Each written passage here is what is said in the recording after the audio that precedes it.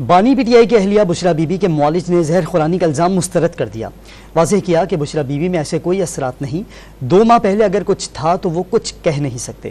وزیر اطلاعات پنجاب عاظمہ بخاری نے کہا کہ بشرا بی بی اور بانی پی ٹی آئی نے الگ الگ بیانات دے کر خود کو جھوٹا ثابت کیا۔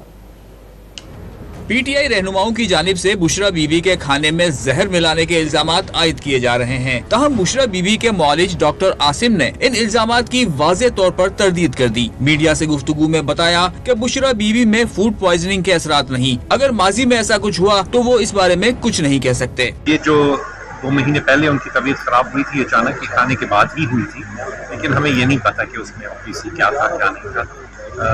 اس وقت کوئی ایویڈنس ایسی نہیں ہے کہ ان کو پوائزننگ ہو رہی ہے۔